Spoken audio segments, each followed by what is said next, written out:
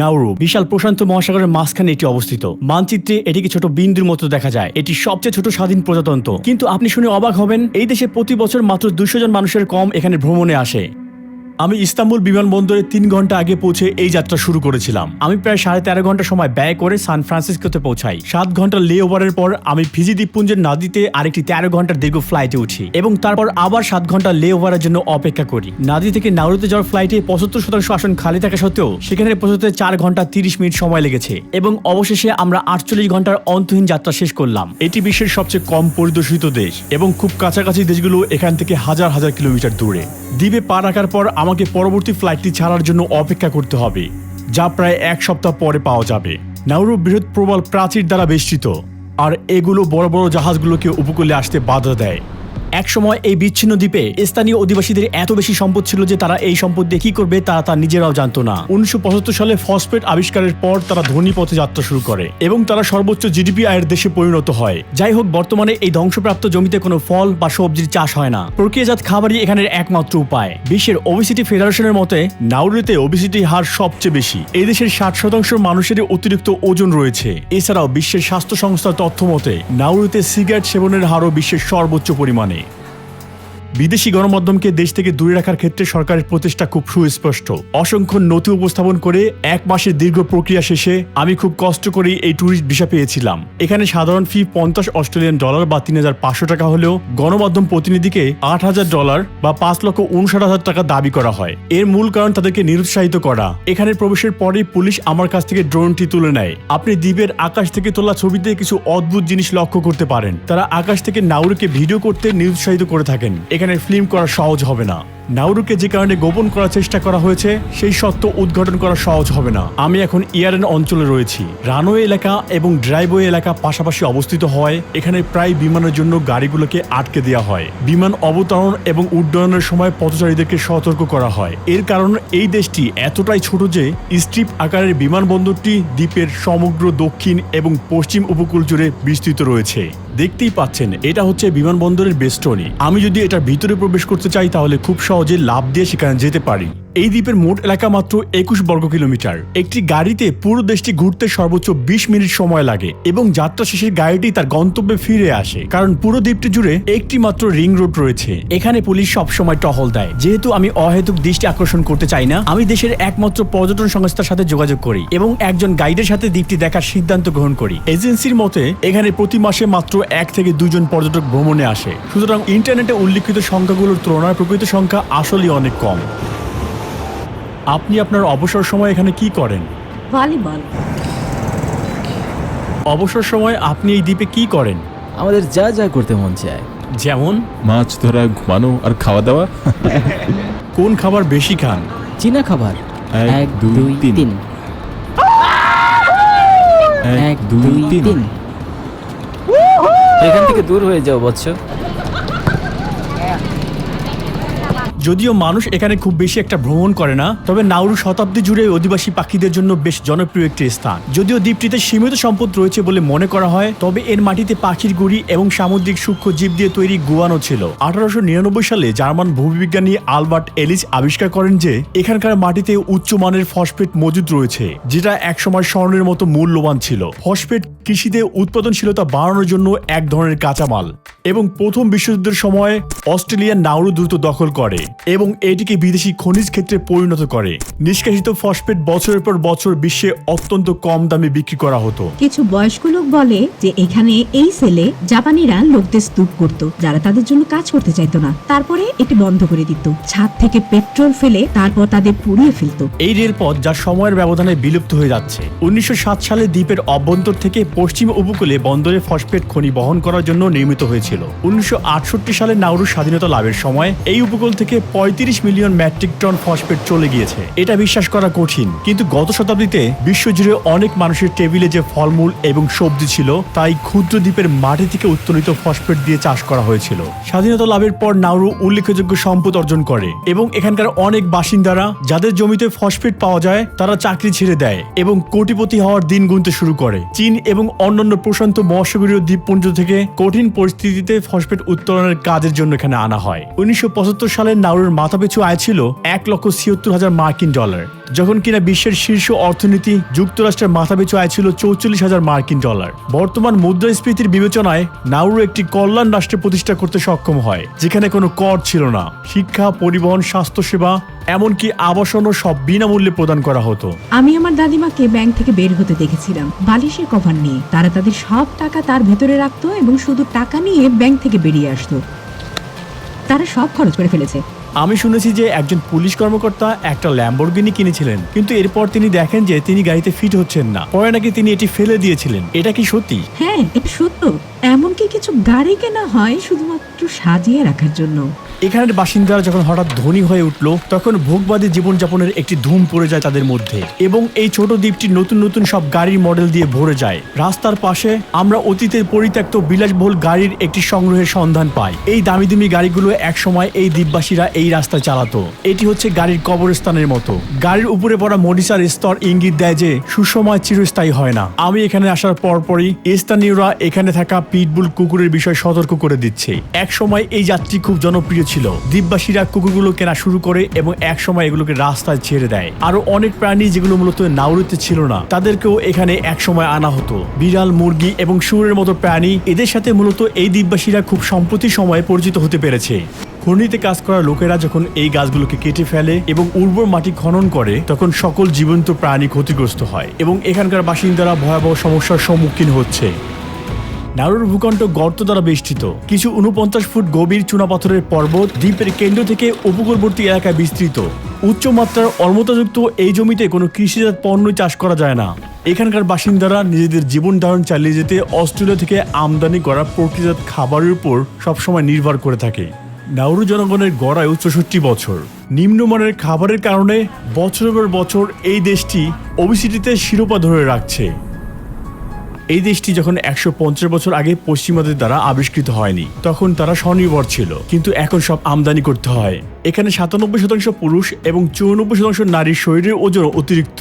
এখানে স্থূলতার সমস্যা মহামারীতে পরিণত হয়েছে। এটি সর্বত্রই, রাস্তায়, রেস্টুরেন্টে, বাজারে, সর্বত্র আমি মানুষকে অতিরিক্ত ওজনের সাথে লড়াই করতে দেখেছি। এছাড়াও এখানকার 45% মানুষ ডায়াবেটিসে ভুগছে। অঙ্গচ্ছেদ খুব সাধারণ একটি ব্যাপার। পুরো দেশে সচেতনতার ব্যানার রয়েছে। আপনারা দেখতে পাচ্ছেন দোকানের তাকগুলো ফাঁকা। এখানে প্রতি 6 সপ্তাহ অন্তর পণ্য আমদানি করা হয়। এই দ্বীপে ভাজা ফল এবং সবজি পাওয়া বিলাসবহুল ব্যাপার। একটি ফুলকপির দাম 1257 টাকা এবং একটি তরমুজের দাম 4261 টাকা। অনেক বাসিন্দা মাংস জাতীয় পণ্য খেতে পছন্দ করেন, যা পশ্চিমা দেশগুলো তাদের নিজেদের কাছে বিক্রি করতে পারে না এবং পরবর্তীতে নাউরিয়ানদের কাছে টার্কি টেল হিসেবে বাজারজাত করে। এই অংশটি, যা 75% চর্বি দ্বারা গঠিত, এটি মোটেও পুষ্টিকর নয়।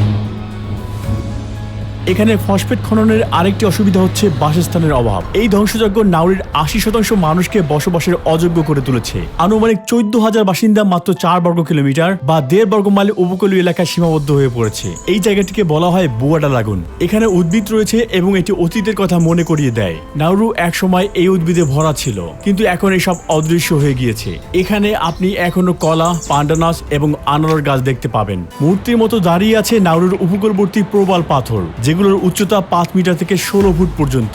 উপকূল থেকে সমুদ্রের তলদেশে প্রায় 200 মিটার মৃত প্রবাল পাথর দিয়ে আচ্ছাদিত, যা বড় বড় জাহাজগুলোকে উপকূলে আসতে বাধা দেয়। এগুলো সাধারণত মাটির নিচে থাকে এবং সমুদ্রে ভাটা হলে দৃশ্যমান হয়। এগুলোর জন্য এখানে পানিতে শত শত মিটার হেঁটে যাওয়া সম্ভব এবং মাছ শিকার করা সম্ভব। গাছপালা ধ্বংসের কারণে সারা বছর গড় তাপমাত্রা 30 ডিগ্রি সেলসিয়াস বেড়েছে। দ্বীপ মৌসুমী বায়ু দ্বারা প্রভাবিত, বৃষ্টি এবং সময় একসঙ্গে প্রবাহিত হচ্ছে। এখানে কোনো নদী না থাকায় বাসিন্দাদের নানা সমস্যায় ভুগতে হচ্ছে। এখানকার মানুষ পরিষ্কার মিঠা পানির সংকটে রয়েছে।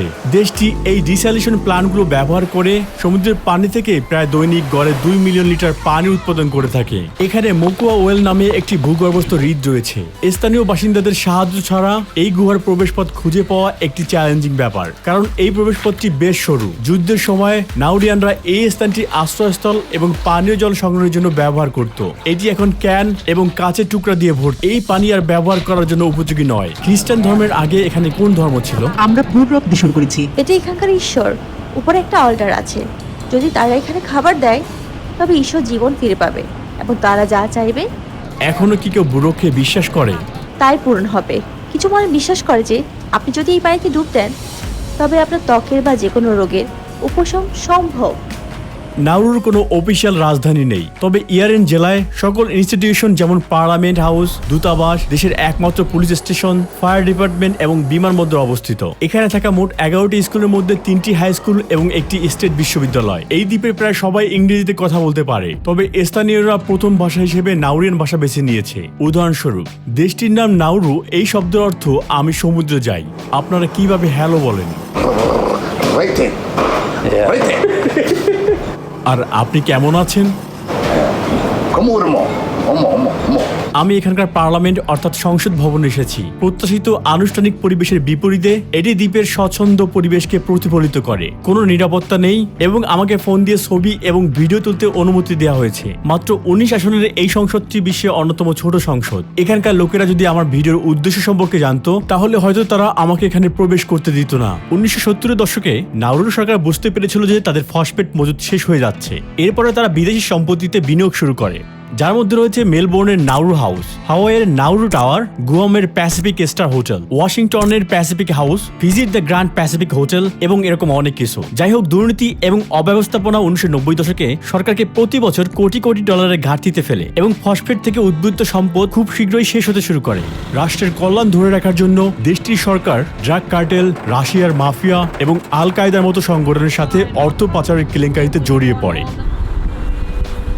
নাউরু 400টির বেশি বিদেশি ব্যাংকে লাইসেন্স প্রদান করেছে এবং সেটি এমন একটি অবস্থার অধীনে যেখানে শাখা প্রতিষ্ঠানের প্রয়োজন হয় না। এবং সেই সময়ের মধ্যে শুধু রাশিয়ার মাফিয়া নাউরুর বিভিন্ন ব্যাংকগুলোর মাধ্যমে প্রায় 70 মিলিয়ন মার্কিন ডলারের বেশি অর্থ পাচার করে। এরপরে আন্তর্জাতিক চাপের ফলে দেশটির অবৈধ ব্যাংকিং কার্যক্রম বন্ধ হয়ে যায় এবং 2004 সাল থেকে নগদ ভিত্তিক অর্থনীতি ব্যবহার করতে বাধ্য করা হয়েছে। অস্ট্রেলিয়ান ডলার হলো নাউরুর অফিসিয়াল মুদ্রা। দেশটির একমাত্র এটিএমেও এখন টাকা নেই। এজন্য আমি আমার সাথে কিছু নগদ অর্থ বহন করেছি, কারণ এখানে ক্রেডিট কার্ডও গ্রহণ করা হয় না। অর্থ পাচার রোধ প্রচেষ্টার পর বর্তমানে দেশটিতে অস্ট্রেলিয়ার মাত্র একটি ব্যাংক পরিচালিত হয়। 2000 সালে এসে ফসফেট মজুদ একেবারে শেষ হয়ে যায়। ফসফেট রপ্তানি তার স্বর্ণযুগের তুলনায় মাত্র 1% নেমে আসে। এরপরে দেশটির কেন্দ্রীয় ব্যাংক দেউলিয়া হয়ে যায় এবং বিদেশে এর সম্পত্তিগুলো একের পর এক বিক্রি হয়ে যায়। আমরা টপ সাইডের মধ্য দিয়ে যাওয়ার সময় আমরা খনি খননকারী যন্ত্রগুলো দেখেছি। দেশটি এখনো ক্ষুদ্র পরিসরে ফসফেট উত্তোলন অব্যাহত রেখেছে। যদি তারা আরেকটি ফসফেটের খনি আবিষ্কার করে তাহলে কি তাদের সমর্থন করবেন? আমি শুধু বলবো প্রকৃতিকে একা ছেড়ে দাও, কারণ নারু এখনো মাটি খনন করছে। আমরা একসময় ডুবে যাব। বর্তমানে দেশটির জনসংখ্যার 52% দরিদ্র সীমার নিচে জীবনযাপন করছে এবং তারা গির্জার সহায়তায় বেঁচে থাকার চেষ্টা করছে। দরিদ্র এলাকায় অতিরিক্ত মানসিক চাপ তামাক সেবনের অন্যতম কারণ হয়ে দাঁড়িয়েছে। 2020 সালের তথ্য অনুযায়ী নাউরু বিশ্বের সবচেয়ে ধূমপায়ী দেশ হিসেবে রেকর্ড করেছে।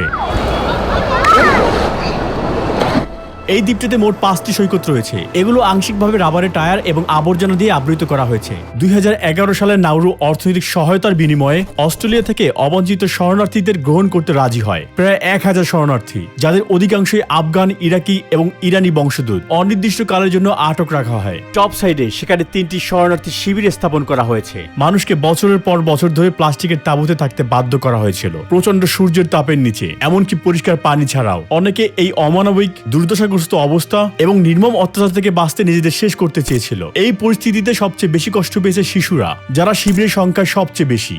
অস্ট্রেলিয়া এই শিবিরগুলোতে গড়ে প্রতি বছর প্রায় 550 মিলিয়ন মার্কিন ডলার খরচ করেছিল। আমি যদি অন্যভাবে বলি, নাউরু সরকার দ্বীপে আটক প্রতিটি শরণার্থীর জন্য 5 লক্ষ মার্কিন ডলার লাভ করেছে। যখন আমি এই এলাকায় যাওয়ার চেষ্টা করেছিলাম, হঠাৎ করে ব্যারিকেড আমার পথের সামনে পড়েছিল। তারা টপ সাইডের 3টি ভিন্ন স্থানে শিবিরগুলোতে যাওয়ার সমস্ত রাস্তা বন্ধ করে দিয়েছিল। তবু আমি বাইরে থেকে শুটিং করার উপায় খুঁজে পেয়েছিলাম। প্রায় 2 দশকের জন্য এই শিবিরগুলো চিকিৎসায় অবহেলা, দুর্ঘটনা এবং অসংখ্য ব্যক্তির জীবন হারানোর মতো দৃশ্য প্রতীয়মান হয়েছে। সম্প্রতি এক প্রতিবেদনে বলা হয়েছে ওই স্থানগুলো এখন সম্পূর্ণভাবে খালি।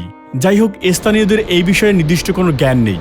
বর্তমানে নাউরু কানাডা ভিত্তিক মেটালস কোম্পানির সহযোগিতায় গভীর সমুদ্র খননে জড়িত হওয়ার জন্য দিন গুনছে। তাদের পরিকল্পনা হচ্ছে পলিমেটালিক পথের উত্তোলন করা, যা কেবল প্রতি মিলিয়ন বছরে মাত্র কয়েক মিলিমিটার বৃদ্ধি পায়। ব্যাটারিতে পাওয়া কোবাল্ট, নিকেল এবং ম্যাঙ্গানিজের মতো ধাতু ধারণকারী এই পাথরগুলো নিকট ভবিষ্যতে শক্তির উৎস হবে। বিজ্ঞানীরা সতর্ক করে দিয়েছেন যে এই কার্যক্রমগুলো সামুদ্রিক জীবনকে ঝুঁকিতে ফেলবে, হ্রাস করে দিবে সমুদ্রের কার্বন শোষণের ক্ষমতা এবং দেখা যাবে জলবায়ুর পরিবর্তন। 1960-এর দশকে হঠাৎ করে প্রচুর সম্পদের অধিকারী হওয়ার মায়া এই নতুন প্রজন্মকে কঠোর পরিশ্রমী এবং শিক্ষিত হওয়ার প্রভাব বুঝতে বাধাগ্রস্ত করেছে। সরকার কোনো ভবিষ্যৎ পরিকল্পনা করেনি এবং শেষ করে দিয়েছে দেশটিতে থাকা সমস্ত সম্পদ। প্রয়োজনীয় অনুপ্রেরণা, দক্ষতা এবং জ্ঞান ছাড়া কখনোই এই ক্ষতি থেকে মুক্তি পাওয়া সম্ভব নয়। এই ছোট দ্বীপটি থেকে মানুষের জানা উচিত বিশ্বে কি ঘটতে চলেছে এবং এটিকে শিক্ষা হিসেবে নিয়ে আমাদেরকে এর প্রতিবাদ করা উচিত। মনে রাখবেন, কর্মের ফল আপনি একদিন পাবেন। এই ভিডিওটি দেখার জন্য আপনাদের সবাইকে ধন্যবাদ। আশা করি ভিডিওটি ভ্রমণ পিপাসুদের কাছে ভালো লাগবে। বন্ধুরা, আমাদের ইউটিউব চ্যানেলটি সাবস্ক্রাইব করতে ভুলবেন না। দেখা হবে নতুন ভিডিওতে। সাথে ছিলাম রুহি চ্যানেল।